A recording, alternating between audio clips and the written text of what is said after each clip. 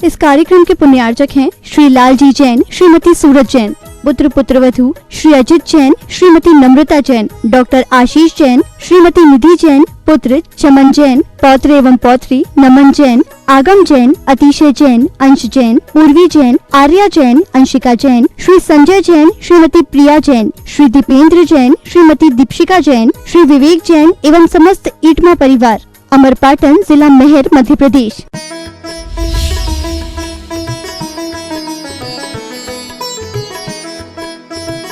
आप सभी पिछले दिनों से संत शिरोमणि की जीवन यात्रा को सुन रहे हैं। गुरुवर आचार्य श्री ने अपने जीवन का जो सफर प्रारंभ किया, उसमें उन्होंने गुरुवर से एक गुरुतर भार प्राप्त किया। क्या कहा मैंने? उन्होंने अपने गुरुवर से एक गुरुतर भार प्राप्त किया। पद लेने में अनेक लोगों को खुशी होती है। पद पाने के लिए लोग लालायित रहते हैं।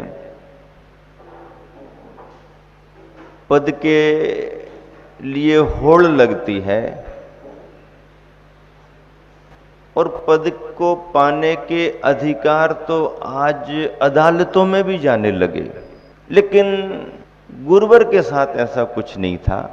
अनिच्छा पूर्वक गुरु आज्ञा को न टाल पाने के कारण,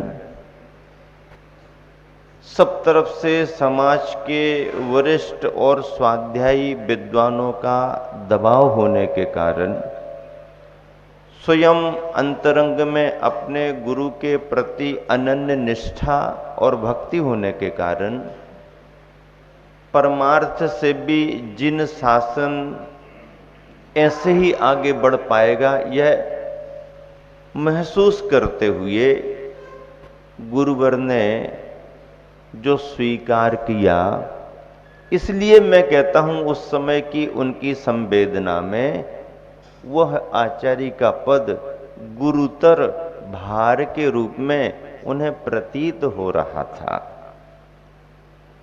लेकिन भले ही गुरुवर को उन क्षणों में भार प्रतीत हुआ हो, लेकिन उनके द्वारा पद को स्वीकार कर लेने के कारण आज हम सबको उनका बहुत बड़ा आभार प्रकट करने का अवसर मिल रहा है। यदि उन्होंने इस पद को स्वीकार न किया होता तो आज जिन शासन की इतनी विशुद्ध, निर्दोष, निर्मल और समृद्ध परंपरा हम सबको देखने को नहीं मिलती। हम सबका मोक्ष मार्ग के रूप में सौभाग्य भी नहीं जाग पाता। गुरुवर ने अपनी जीवन यात्रा को आगे बढ़ाया। 50 वर्ष पूर्ण हो गए। कल सारे देश ने गुरुवर के इस दीर्घमयी साधना जीवन को महा आरती करके महाअर्घ्य संपन्न किया। ऐसे उस महाआरती के महाआयोजन को संपन्न करने का सौभाग्य गुरुवर के ही शिष्यों के सानिध्य में बागीदोरा वालों को भी मिला। अद्भुत नजारा रहा कल का। समूचे देश में भावनाओं का उफान था। हर भक्त, हर श्रद्धालु, हर ग्राम नगर में ऐसा प्रभावना का वातावरण बनाया गया जैसे कि असमय में ही दीपावली आ गई हो। खुशियों के दीप घर घर जलाए गए। सामूहिक रूप से महाआरती का आयोजन संपन्न किया। ये केवल आयोजन नहीं थे, अपने गुरुवर के साधनामयी जीवन के लिए समर्पित होने वाले एक अनुष्ठान था। और जिस अनुष्ठान को करके समूचे देशवासियों ने, श्रद्धालुओं ने यह भाव प्रकट कर दिया कि सूरज भले ही एक जगह पर क्यों न रहे, पर उसका उजाला तो समूचे देश को मिल ही रहा है। उसी उजाले से प्रकाशित होकर, प्रभावित होकर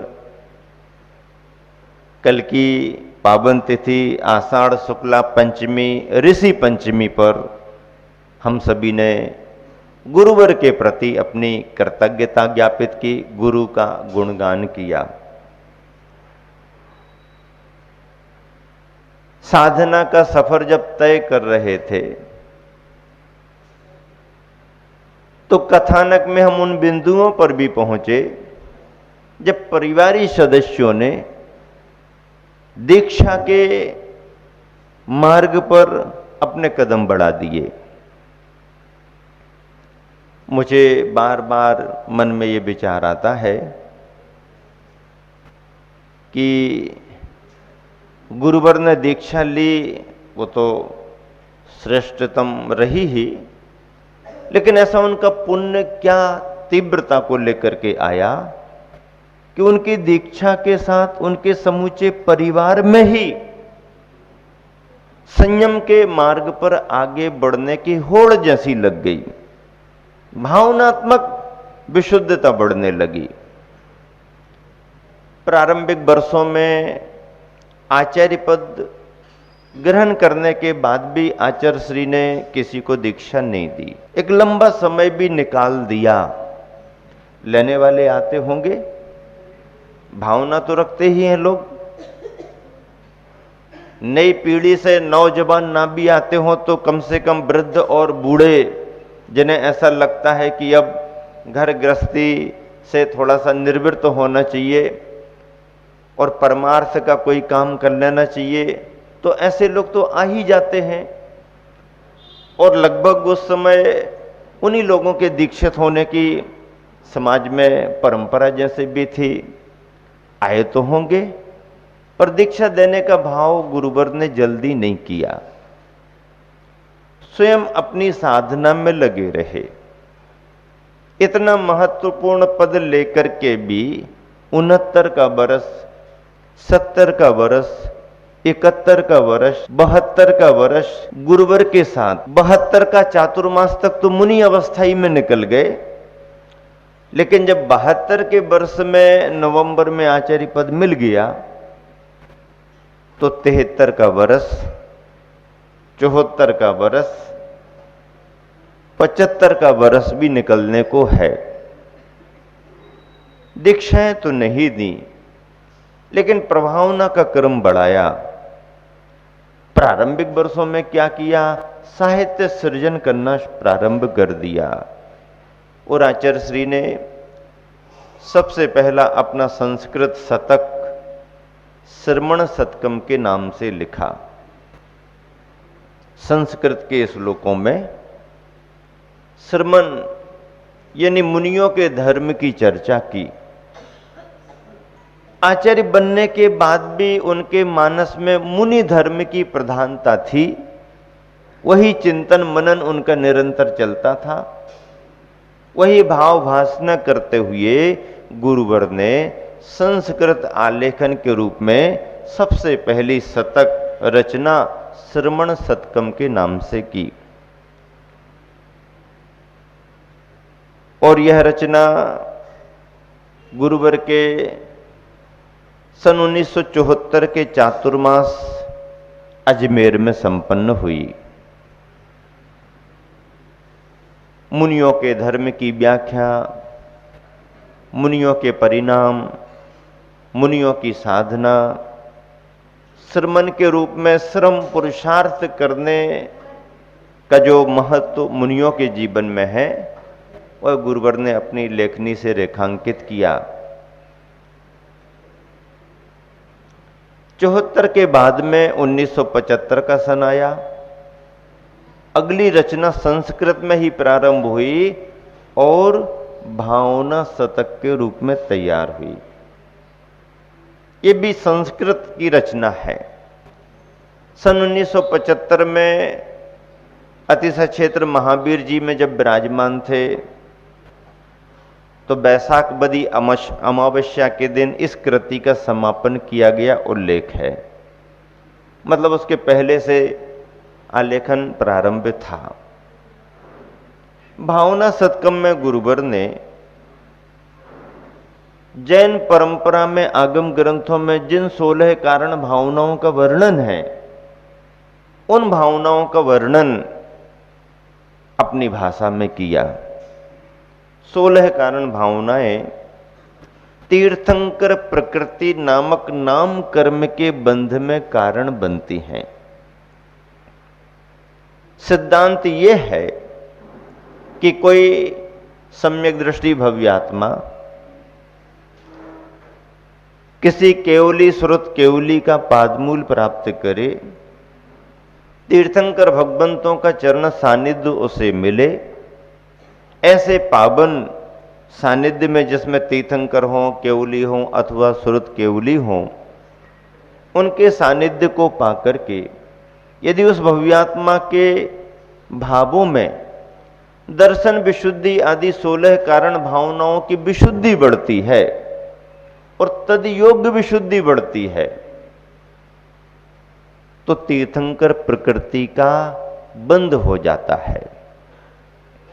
तीर्थंकर प्रकृति सामान्य प्रकृति नहीं है। भव्यात्मा को रत्नत्रय की साधना करके मोक्ष जाना मैं समझता हूं फिर भी सुलभ हो सकता है, लेकिन तीर्थंकर जैसा महान पुण्य कर्म का अर्जित करना और इस धरा पर पंच कल्याण को जैसी महाविभूति प्राप्त करना और अपने कल्याण के साथ साथ जन्म देने वाले जनक और जननी के कल्याण में कारण बनना और संपूर्ण जगत के कल्याण में कारण बनना, ये तीर्थंकर प्रकृति का प्रभाव है। सामान्य भव्यात्मा अपने उपादान को जागृत करके विशुद्धता से कर्म क्षय करके निर्वाण पाले, बहुत अच्छी बात है, और किसी के कल्याण में निमित्त ना बने तो भी चलेगा, ये कोई अनिवार्यता नहीं है। लेकिन तीर्थंकर प्रकृति यदि है तो ऐसा संभव ही नहीं है कि उनके निमित्त से असंख्य भव्य जीवों का कल्याण ना हो, ऐसा संभव ही नहीं। इतना पुण्य भव भवांतर से लेकर के वो भव्यात्मन आते हैं। 16 कारण भावना में 16 भावनाओं की प्रधानता तो है, लेकिन मूल जड़ के समान काम करने वाली दर्शन विशुद्धि पहली भावना अत्यंत अनिवार्य मानी गई है। दर्शन विशुद्धि भावना का मतलब ही यह है कि सम्यक दर्शन की निर्मलता, सम्यक दर्शन की निर्दोषता, सम्यक दर्शन के परिणामों में अत्यधिक विशुद्धता का आना दर्शन विशुद्धि भावना है। सामान्य सम्यक दर्शन से काम बनने वाला नहीं। दर्शन में, सम्यक दर्शन में विशुद्धता विशेष हो। उपादान के रूप में हमारे परिणामों में सम्यक दर्शन को लेकर के उस तरह की विशुद्धता हो, और निमित्त के रूप में केवली श्रुत केवली तीर्थंकर का चरण सानिध्य मिल जाए। सानिध्य मिले और विशुद्धि ना बढ़े तो भी काम नहीं बनेगा। विशुद्धि सानिध्य के बगैर बढ़ नहीं सकती है, ये सभी जानते हैं। मतलब निमित्त के रूप में सानिध्य और उपादान के रूप में अपने परिणाम।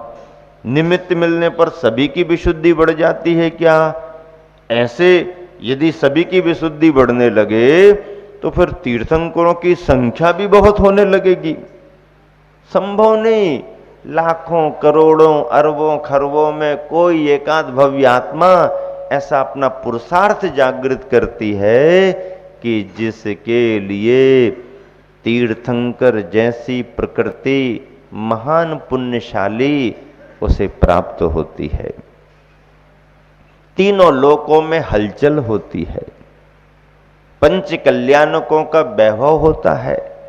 ऐसी तीर्थंकर प्रकृति के बंध में कारणभूत दर्शन विशुद्धि आदि 16 कारण भावना के स्वरूप को गुरुवर ने अपने क्षयोपम अपनी क्षमता के द्वारा 16 कारण भावनाओं के रूप में संस्कृत के श्लोकों में निबद्ध किया और ग्रंथ का नाम दिया भावना शतकम। ऐसे ये प्रारंभिक समय के संस्कृत निष्ठ ग्रंथों को जब विद्वानों ने देखा, प्रकाशन भी नहीं हुआ, लेखन करके रखा, लेकिन जब विद्वानों का आना जाना हुआ और गुरुवर ने सहज यूं ही बताया पूछने पर कि क्या स्वाध्याय चल रहा है, कुछ लेखन भी कर रहे हैं क्या आप, तब गुरुवर ने ज्यों ही बताया तो विद्वानों ने उन श्लोकों को पढ़ करके दांतों तले अंगुली दबा ली। ओहो, इस नई उम्र में भी इतना अच्छा साहित्य लेखन श्रवणों के रूप में, स्वरूप में, भावनाओं के स्वरूप में आश्चर्यचकित हुए। चर्चा सुगंध की तरह फैलने लगी। गुरुवर साहित्य सृजन करते हुए आगे बढ़ रहे थे, परिवारीजन पीछे लगे थे, हमारे को दीक्षा लेनी, हमारे को दीक्षा लेनी, हमारे को दीक्षा लेनी। आचार्य श्री निष्प्रह भाव से सभी को मार्गदर्शन देते रहे और आचार्य धर्म सागर जी महाराज के संग में जब स्वयं ग्रस्त जीवन के माता पिता गए और दोनों छोटी बहनें जब गईं, तो ग्रस्त जीवन के माता पिता की तो उम्र ठीक है, यदि चाहें और अभ्यास है तो पालन कर सकते हैं, क्योंकि उम्र का भी एक प्रभाव संयम के मार्ग में पड़ता ही है।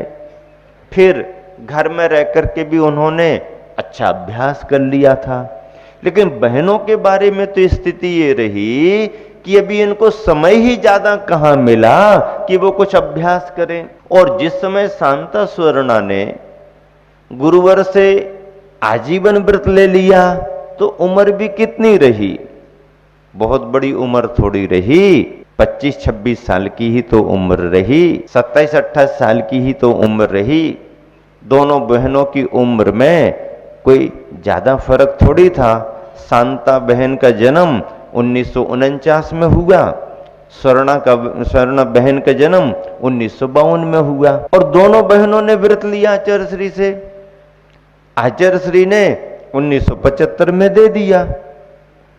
अब 1975 में इनको व्रत मिल गया तो 49 से 75 और 52 से 75 उम्र कितनी रही, ठीक है। आज भी ऐसे बहुत जन ले रहे हैं, इसी उम्र में ले रहे हैं, लेकिन उस समय तो एकदम अचरज वाली बात हुआ करती थी। गुरुवर ने मोक्ष मार्ग के महत्व को समझते हुए व्रत दे दिया। आचार्य धर्म सागर जी महाराज के संग में दोनों बहनें पहुंची। अक्षय तृतीया का शुभ मुहूर्त देख करके सप्तम प्रतिमा दोनों को दे दी। चतुर्मास, गर्मी के बाद चतुर्मास भी हो गया महाराज जियों के सानिध्य में। घर परिवार में आना जाना भी रहा। महावीर भैया को जवाबदारी देने के रूप में उन्हें विवाह बंधन में भी परिवारी जनों ने डाल दिया। अब और फ्री हो गए। दीक्षाओं का क्रम बना। मल्लप्पा श्रीमंती जी की बात तो आपने सुन ली।